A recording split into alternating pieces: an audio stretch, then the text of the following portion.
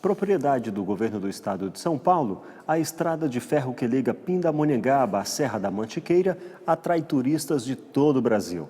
Hoje, o repórter setorial recebe no estúdio o diretor da Estrada de Ferro Campos do Jordão. Ayrton Camargo conversou com José Carlos Cataldi. Nós hoje vamos falar sobre alguma coisa importantíssima para a região do Vale do Paraíba, que nos distingue em termos de excelência para todo o Brasil.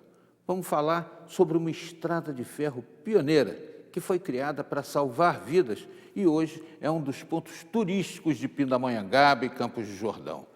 Vamos falar sobre a estrada de ferro que vai de Pinda até Campos do Brigadeiro Jordão, uma cidade maravilhosa também aqui do nosso Vale do Paraíba.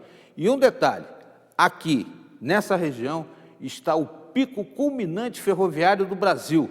O trem sobe sem necessidade do terceiro trilho de segurança, porque tem um projeto perfeito, ele sobe a mais de 1.700 metros.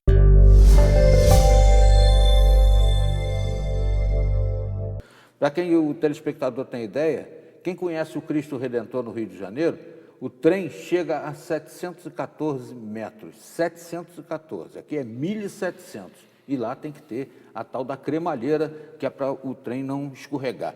Mas aqui não, foi um projeto ousado para Bastante ousado, bastante ousado. Quer dizer, a concepção da estrada de ferro, que nos sensibiliza ainda hoje, é vinculada a um projeto de saúde, né? O Estado de São Paulo, com seus imigrantes, com aquelas jornadas de trabalho extensivas, com aquelas condições de moradia insalubres, cortiço, etc., criou uma condição para que a tuberculose fosse a maior ameaça à saúde dos paulistas.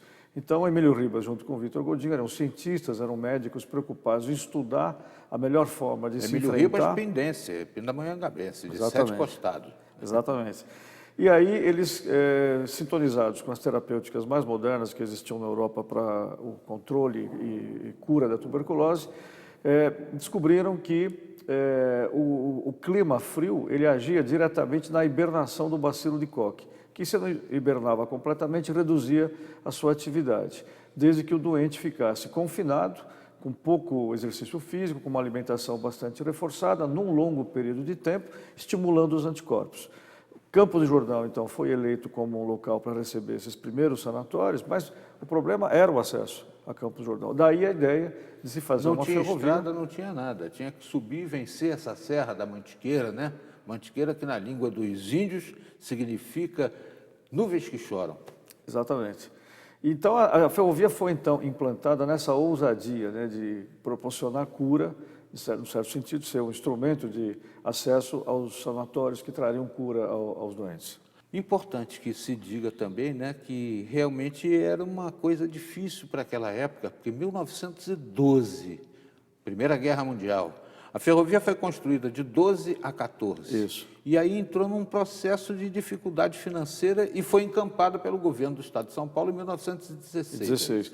Porque ela era uma sociedade anônima, ela dependia de venda de ações para ter capital e com isso expandir e se financiar. Por questão da escassez de capitais por conta da Primeira Guerra, o Emílio Ribas não consegue dar continuidade à venda de ações.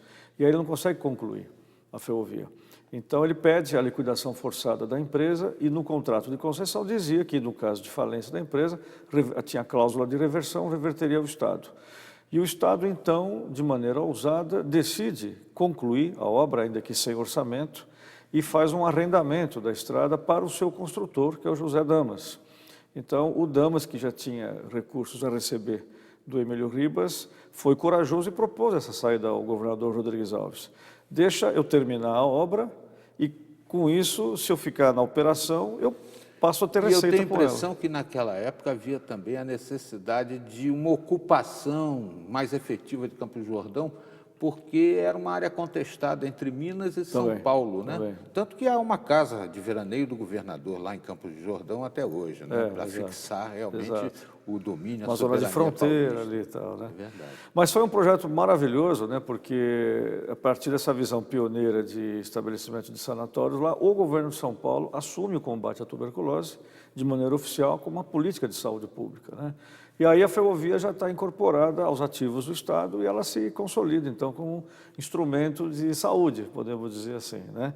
E essa fase se conclui com a Segunda Guerra Mundial, quando é descoberta a penicilina. Isso foi uma revolução nas terapêuticas médicas todas e o regime de confinamento deixa de existir. Isso coincide com uma dinâmica de Campos do Jordão, que já deixa de ser uma cidade de retiro para ser uma cidade ativa, porque os doentes, uma vez curados, passavam a residir lá, montavam os seus comércios. Então, já nos anos 40, a ferrovia passa a ser uma ferrovia normal, né?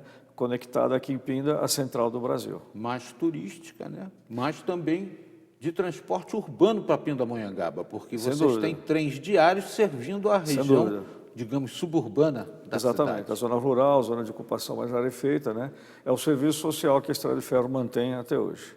Agora, como é que foi chegar aqui e pegar essa ferrovia? Estava tudo ruim, estava tudo quebrado, dormente podre, um negócio complicado.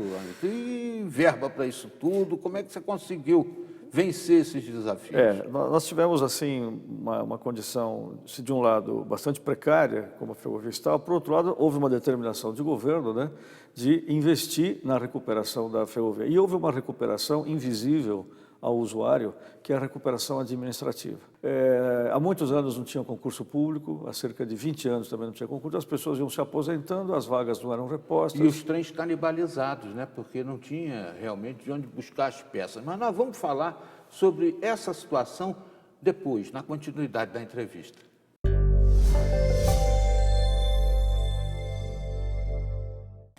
A moda hoje é cuidar da saúde, seja com alimentação ou com atividades físicas. Agora, o que muita gente tem deixado de lado é a saúde dos olhos. O glaucoma, por exemplo, é uma doença que pode até cegar. Você já ouviu falar desse problema? Detalhes com Flávia Souza e Meire Tomasi.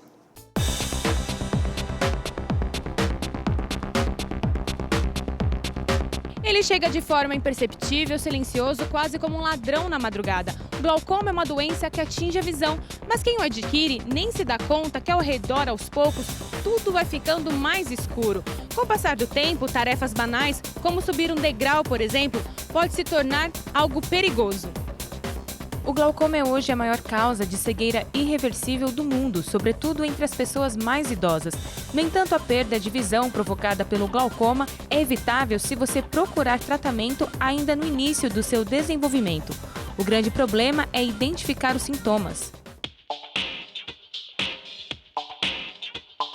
O glaucoma é uma doença silenciosa, assintomática na maior parte das vezes. É como se a gente estivesse trabalhando, a população está mais acostumada ao câncer de próstata.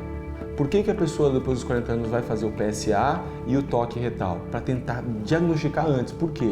Porque não tem sintoma. Quando vem o sintoma no câncer de próstata, a pessoa já está, às vezes, com metástase e irreversível. Então, o glaucoma também é uma doença silenciosa. Então, o que a sociedade de oftalmologia sugere? Que sempre que você vá ao oftalmologista, uma vez por ano, às vezes mais jovem, de 2 vezes por ano, que ela meça a pressão para estar fazendo essa busca. Existe um tipo de glaucoma que a gente não comentou, que é um glaucoma mais infantil, congênito. Então a pessoa nasce glaucoma congênito. Ele tem uma outra característica, o olho cresce porque ainda está em formação a criança. Esse é um glaucoma bem grave, mas é fácil de diagnosticar. Por quê? Porque a criança começa a ter um aumento do globo ocular, muito lacrimejamento. Então é mais fácil da mãe identificar que está tendo alguma alteração e trazer. Diferente do glaucoma, que é o comum.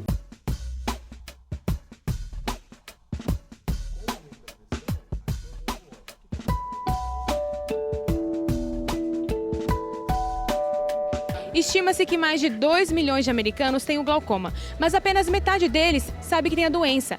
Já que no Brasil, grande parte da população nem sabe o que é isso.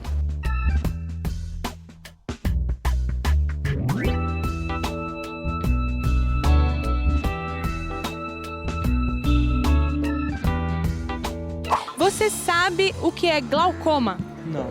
Alguma coisa no sangue. Não faço nem ideia. Boa pergunta. Do sangue? Cabeça? Não sei. É alguma coisa da visão. Alguma doença seria? Alguma coisa em coma? Sei lá. Glaucoma, você sabe o que é glaucoma? É alguma coisa relacionada à vista. Não tem ideia de onde vem, o que causa? É causado talvez pela diabetes.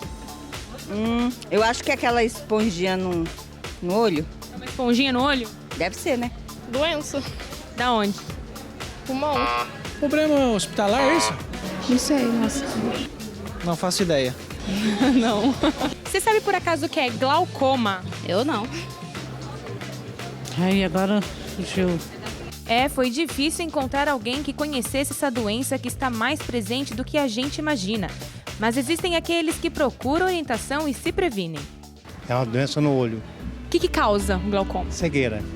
Mesmo com os princípios de produção e lucro, o capitalismo ainda tem uma função social que muitas vezes não é cumprida. O comentário é do advogado e especialista em gestão ambiental, Alex Carneiro.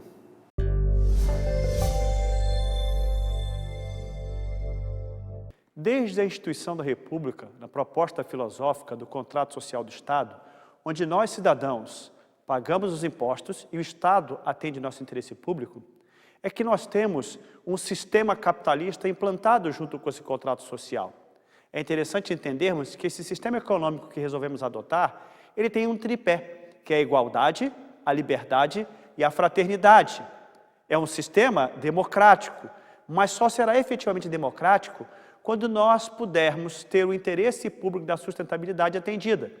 Enquanto não tivermos uma educação adequada, saúde que é capaz de atender todas as necessidades e anseios da população, enquanto não tivermos ações estatais, do terceiro setor e até privadas, que possam produzir não apenas riqueza, mas também a qualidade de vida, isso não vai acontecer.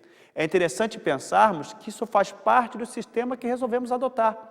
Nós somos capitalistas e não podemos pensar nisso apenas como algo que resolve produzir lucro, mas sim como algo que produz lucro e também função social. Isso está prescrito na nossa Constituição, tanto o artigo 5º como o 170 da Constituição estabelece que a propriedade privada e econômica devem produzir função social.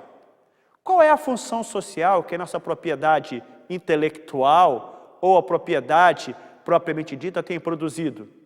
Quer seja como empresa, quer seja como cidadão, quer seja como Estado. Em instantes você vai ficar sabendo. Porque 40% dos empresários não estão confiantes com o futuro da economia brasileira. Voltamos já.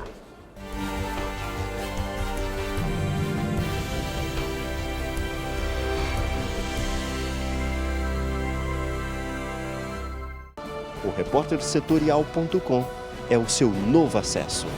É nossa terra no ar.